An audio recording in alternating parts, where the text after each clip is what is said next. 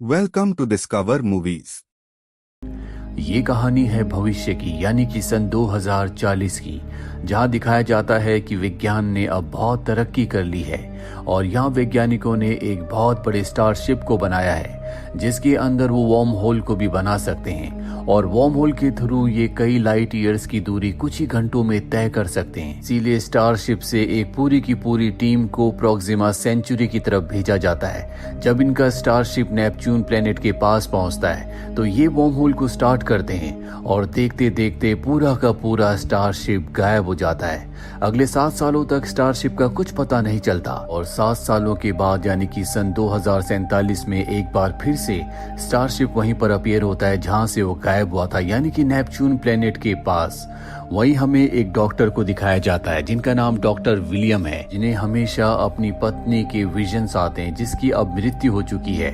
दरअसल ये वही डॉक्टर हैं जिन्होंने स्टारशिप को डिजाइन किया था और अब इन्हें स्टारशिप में इन्वेस्टिगेशन करने के लिए भेजा जाता है। यहाँ इनके साथ 7 और लोग होते हैं जिसमें कैप्टन मिलर भी हैं। इन सब को स्लीपिंग चेम्बर्स में भेजा जाता है और जब डॉक्टर विलियम स्लीपिंग चेम्बर में होते हैं तभी उन्हें अपनी पत्नी का विजन आता है, जिसके बाद वो चिल्लाना शुरू कर देते हैं और यहाँ पर सब के सब जाग जाते हैं। दरअसल सब के सब अब नेपच्यून प्लेनेट के पास पहुंच चुके हैं जहाँ पर वो स्टारशिप है जिसका नाम इवेंट होराइजन है और यहाँ पर डॉक्टर सबको बताते हैं कि हमें इसी स्टारशिप की इन्वेस्टिगेशन के लिए यहाँ पर भेजा गया है। दरअसल उनके अलावा किसी को इस बात का नहीं पता होता और अब सबको पता है कि मिशन बहुत ही खतरनाक है क्योंकि इवेंट होराइजन स्टारशिप आज से 7 साल पहले गायब हो गया था। वो कहाँ गया था और कहाँ से वापस आया इसके बारे में किसी को कुछ नहीं पता। उनकी चिंता तब और बढ़ जाती है जब स्टारशिप से मिले हुए एक सिग्नल को ये डिकोड करते हैं जिसका लैटिन में मतलब होता है कि मुझे आजाद कर दो। ये कुछ नहीं समझ पाते कि इन्हें अब क्या करना चाहिए।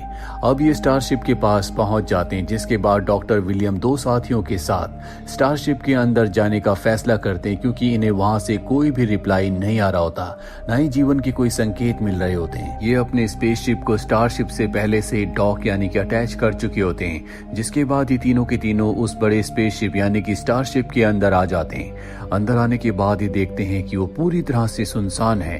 ये स्पेसशिप बहुत ज्यादा बड़ा है, इसीलिए डॉक्टर विलियम और उनके दोनों साथी तय करते हैं कि वो अलग अलग दिशा में जाकर इन्वेस्टिगेशन करेंगे।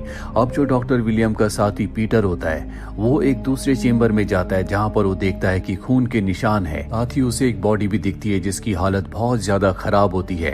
डॉक्टर विलियम के दूसरे साथी को दिखाया जाता है जो उस जगह पहुंच जाता है जहां वो मशीन है जो वर्म होल क्रिएट कर सकती है और जब वो उसके पास जाता है तो वो अपने आप ही एक्टिवेट हो जाती है। इसके बाद एक तेज रोशनी निकलती है और उस वर्म होल वाली मशीन में उसे एक ब्लैक कलर का लिक्विड दिखता है। जब वो उस लिक्विड को टच करता है तो वो उसे अपने अंदर खींच लेता है, लेकिन उसकी बॉडी को रस्सी से बांधा हुआ होता है। जो रस्सी लगातार अंदर की तरफ जा रही होती है और तभी उसके अंदर से एक वेव निकलती है। ये वेव इतनी पावरफुल होती है कि ये शिप के बहुत सारे हिस्सों को बर्बाद कर देती है। साथ ही जिस स्पेसशिप में सब के सब यहाँ तक आए होते हैं उसे भी पूरी तरह से डैमेज कर देती है।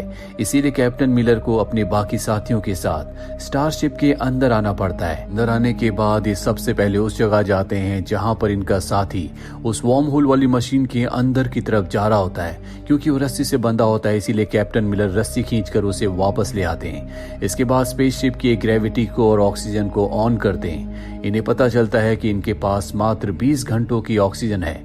इसके बाद ऑक्सीजन खत्म हो जाएगी, यानी कि इन्हें अपने स्पेसशिप को रिपेयर करना होगा, तभी यहाँ से निकल सकते हैं। स्पेसशिप को रिपेयर करने से पहले एक मीटिंग करते हैं जिसमें इनका जो टेक्नीशियन होता है वो बताता है कि वर्म होल की मशीन अपने आप ही स्टार्ट हो गई थी, जिसके बाद हमारा साथी एक ब्लैक एंटिटी के अंदर जाना शुरू हो गया। पर यहाँ पर डॉक्टर विलियम कहते हैं कि ऐसा नहीं हो सकता, कोई भी मशीन अपने आप शुरू नहीं हो सकती। कैप्टन मिलर कहते हैं कि हो सकता है कि किसी वजह से वो मशीन ऑन हो गई हो और अब उस मशीन के ऑन होने की वजह से यहाँ यूनिवर्स में यानी कि पूरे ब्रह्मांड में एक दूसरे डायमेंशन का रास्ता खुल गया हो जिसके अंदर हमारा साथी लगातार जा रहा था। हमें उस मशीन को बंद करना होगा, उस मशीन के आसपास कोई भी नहीं जाएगा। ये सब तय करते हैं कि ये उस वर्म होल वाली मशीन के आसपास नहीं जाएंगे और अपने अपने कामों में लग जाते हैं। लेकिन यहाँ पर एक अजीब चीज होती है, सबको को हेल्यूसिनेशन होना शुरू हो जाते हैं, किसी को अपना बेटा दिखता है तो किसी को अपना परिवार। इन्हें कुछ समझ नहीं आता कि इनके साथ क्या हो रहा है। कैप्टन मिलर तय करते हैं कि ये पिछले क्रू के रिकॉर्डिंग को यानी कि वीडियो ब्लॉग को चेक करेंगे, और जब ये उस वीडियो ब्लॉग को चेक करते हैं तो इन्हें पता चलता है कि जब उन्होंने ग्रेविटी स्फीयर को यानी कि वार्म होल वाली मशीन को ऑन किया था तो कैमरा अपने आप ही बंद हो गया था, जिसके बाद सिर्फ उनकी चीखों की आवाजें सुनाई दी। यहाँ पर अब यहाँ की इलेक्ट्रिसिटी सिस्टम बंद हो जाता है, जिस वजह से डॉक्टर विलियम उस जगह जाते हैं जहाँ से वो सिस्टम को ऑन कर सकते हैं। वहाँ जाने के बाद उन्हें एक बार फिर से अपनी पत्नी के विजन्स आना शुरू हो जाते हैं। वहीं हमें इनके उस साथी को दिखाया जाता है जो वार्म होल के अंदर यानी कि ग्रेविटी स्फीयर के अंदर चला गया था। उसे पैनिक अटैक आता है और वो बताता है कि जल्दी डार्क आने वाला है, तुम सब मारे जाओगे। इसके बाद वो बेहोश हो जाता है। कैप्टन मिलर को कुछ भी समझ में नहीं आता। साथ ही उन्हें अपने उस साथी के विजन्स भी आते हैं जिसकी एक मिशन के दौरान मृत्यु हो गई थी। अब ये सब आपस में आर्ग्यूमेंट्स करना शुरू कर देते हैं। इन्हें लगता है कि पिछले 7 सालों के लिए स्टारशिप जिस दुनिया में गया था वापस आने के बाद अपने साथ वो वहाँ की कुछ डार्क पावर्स को भी, डार्क एनर्जीज को भी लेकर आया है, लेकिन इनकी बात में कितनी सच्चाई है किसी को कुछ नहीं पता। वहीं इनके उस साथी को जो उस पोर्टल के यानी कि वार्म होल के अंदर गया था, जो अब भी बेहोश है, उसकी देखभाल के लिए वहाँ पर मेडिकल टेक्नीशियन होती है और तभी अचानक से उसकी बॉडी गायब हो जाती है। ये देखकर वो पूरी तरह से हैरान होती है कि वो कहाँ चला गया। और इससे पहले कि वो कुछ सोच पाती, यहाँ पर एक पावर आउटरेज ट्रिगर हो जाता है, जिसे कंट्रोल करने के लिए वो कंट्रोल रूम में भागती है, जहाँ दिखाया जाता है कि कोई पावर, कोई एंटिटी दरवाजा तोड़कर अंदर आने की कोशिश कर रही है। यहाँ पर डॉक्टर विलियम भी होते हैं। उन्हें देखकर ऐसा लगता है कि उन्हें किसी ने हिप्नोसिस किया हुआ है। वो डोर को खोलने वाले होते हैं कि तभी वहाँ पर लेफ्टिनेंट आ जाती है जो उन्हें ऐसा करने से रोकती है। अब यहाँ पर वो लड़का भी होता है जो अचानक से गायब हो गया था, जो उस वार्म होल के अंदर गया था। उसे बहुत ही भयानक विजन्स आ रहे होते हैं जिन्हें वो बर्दाश्त नहीं कर पाता और तय करता है कि स्पेस में कूदकर वो अपने आप को खत्म कर लेगा। वो स्पेस में कूद जाता है पर तभी कैप्टन मिलर उसे पकड़ लेते हैं। उसे अंदर लाया जाता है और वो दोबारा ऐसा ना करे, इसीलिए सब उसे स्लीपिंग मोड में यानी कि स्टैटिक स्टेट में डाल देते हैं। और अब कैप्टन मिलर को यकीन हो चुका है कि 7 सालों के लिए जिस भी दुनिया में स्पेसशिप यानी कि स्टारशिप गया था, वहां से कोई बुरी एंटिटी भी इसके साथ यहाँ पर आई है, जो इन्हें इनकी कमजोरियों के, इनके डर के विजन्स दिखा रही है ताकि ये खुद अपने आप को खत्म कर दे।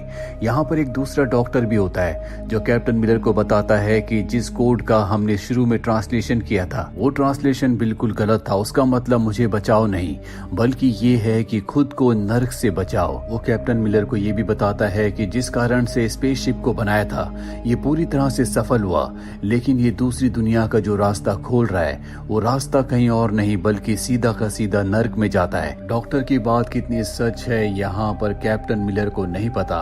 यहाँ अब इनका स्पेसशिप भी ठीक हो जाता है, यानी कि ये अपनी दुनिया में अर्थ पर वापस जा सकते हैं। साथ ही ये उस वीडियो ब्लॉग को भी पूरी तरह से ठीक कर लेते हैं, रिकवर कर लेते हैं, जिसमें पिछली बार इन्होंने सिर्फ चीखों की आवाजें सुनी थी। और जब ये उस वीडियो को देखते हैं तो पता चलता है कि जब वार्म होल के अंदर ये पूरा का पूरा स्टारशिप गया था तो सब ने एक दूसरे को मारना शुरू कर दिया था। और अब कैप्टन मिलर तय करते हैं कि वो इस पूरे के पूरे स्टारशिप को डिस्ट्रॉय करके अपने स्पेसशिप से अर्थ पर वापस चले जाएंगे, पर डॉक्टर विलियम इसके खिलाफ होते हैं। वो ऐसा नहीं करना चाहते क्योंकि अब भी वो डार्क एंटिटी की पूरी तरह से कब्जे में होते हैं। डार्क एंटिटी बार बार उन्हें उनकी मरी हुई पत्नी दिखा रही होती है, इसीलिए वो कहते हैं कि मैं अपनी पत्नी को इस बार छोड़कर नहीं जाऊंगा। पिछली बार स्टारशिप को बनाने के लिए मैं उसे छोड़कर आ गया था, जिसके बाद उसकी मृत्यु हो गई। डॉक्टर विलियम का दिमाग इस हद तक खराब हो चुका होता है कि वो अपनी आंखों को खुद ही खराब कर देते हैं, यानी कि अब उन्हें दिखना बंद हो चुका है। साथ ही जिस स्पेसशिप से यहाँ पर आए होते हैं उसे भी वो ब्लास्ट कर देते हैं, जिसमें इनका एक साथी मारा जाता है। वहीं हमें मेडिकल टेक्नीशियन को दिखाया जाता है जो अपने साथी के साथ होती है। ये ऑक्सीजन सिलेंडर्स को निकाल रहे होते हैं और तभी उस मेडिकल टेक्नीशियन को अपना बेटा दिखता है और जब वो उसकी तरफ बढ़ती है तो ऊपर से नीचे गिर जाती है, जिससे उसकी भी मृत्यु हो जाती है। डॉक्टर विलियम इसके बाद यहाँ पर अपने एक और साथी को मार देते हैं और अब कैप्टन मिलर तय करते हैं कि वो डॉक्टर विलियम को मार देंगे, पर इससे पहले कि वो उन्हें मारने के लिए जाते वो देखते हैं कि उनकी एक साथी जख्मी है। वो उसे सहारा देने के लिए जाते हैं और ठीक उसी वक्त डॉक्टर विलियम उस स्पीयर को यानी कि वार्म होल वाली मशीन को ऑन कर देते हैं और अब डॉक्टर विलियम यहाँ पर सबको मारना चाहते हैं। इनका एक साथी बाहर होता है, उसे मारने के लिए वो शूट करते हैं जिससे इस बड़े स्पेसशिप में होल हो जाता है और सब के सब बाहर की तरफ जाने लगते हैं, पर सब कुछ न कुछ पकड़ के अपने आप को रोक लेते हैं। डॉक्टर विलियम अपने आप को रोक नहीं पाते और वो स्पेस में चले जाते हैं जिससे उनकी मृत्यु हो जाती है। और अब यहाँ पर डॉक्टर मिलर के साथ 2 और लोग बचे हुए हैं। तीनों के तीनों उस रूम को पूरी तरह से सील कर देते हैं जहां से एयर अब बाहर जा रही होती है और अब ये किसी भी तरह से यहाँ से निकलना चाहते हैं। ये बहुत बड़ा स्टारशिप है, इसके 2 हिस्से हैं। एक हिस्से से वापस अर्थ पर ये जा सकते हैं और दूसरा हिस्सा वो है जहां पर वार्म होल वाली मशीन है जिसे अब ऑफ नहीं किया जा सकता। इसीलिए तय करते हैं कि ब्लास्ट करके ये स्पेसशिप के 2 हिस्सों को अलग कर देंगे और दूसरे हिस्से से जिसमें एस्केपिंग पॉड्स है उससे वापस अर्थ पर चले जाएंगे।